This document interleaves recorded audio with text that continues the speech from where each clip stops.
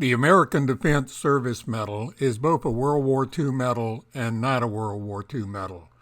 And what I mean by that, it was authorized in June of 1941 during a period of limited emergency proclaimed by President Roosevelt during 1939, and during an unlimited emergency proclaimed in May of 1941 prior to the Japanese attack on Pearl Harbor. On the front of the medal is the Grecian figure Columbia, representing America or liberty, and she's holding a shield and a sword while standing on an oak branch, symbolic of strength. The oak leaves represent the strength of the Army, the Navy, the Marine Corps, and the Coast Guard. The inscription, American Defense, is around the outer upper edge. The reverse of the medal carries the inscription, for service during the limited emergency proclaimed by the President on September 8, 1939, or during the unlimited emergency proclaimed by the President on May 27, 1941.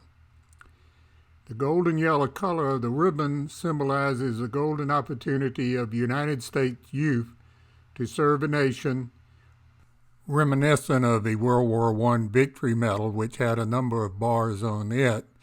There were bars authorized by the Navy to indicate service with the fleet or at a base.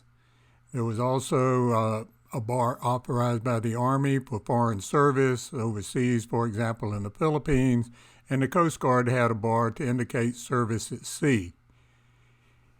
If you receive one of those bars for the Army, for example, the Navy or the Coast Guard, it was indicated on your ribbon by a bronze star. The only exception to that was the Navy. If you served in the Atlantic Fleet, you would put an A on your ribbon to indicate you served in the Atlantic Fleet, and you would not wear a star. The examples shown on the right show the medal with the Foreign Service bar for the Army, the Fleet bar for the Navy, and the Base bar for the Navy. The basic medal was issued in bronze. There were occasionally gold-plated copies made. Those are kind of rare. You don't see them very often. It was also issued in a miniature medal form for wear on formal wear, and the reverse of the medal had a long proclamation of exactly why the medal was awarded and for the period of service. As I mentioned earlier, the regulation ribbon bar could have either a bronze star on it or an A to indicate service with the Atlantic Fleet for the Navy. There was an enamel lapel pin that soldiers or sailors who received the award could wear in the lapel of their suit jacket.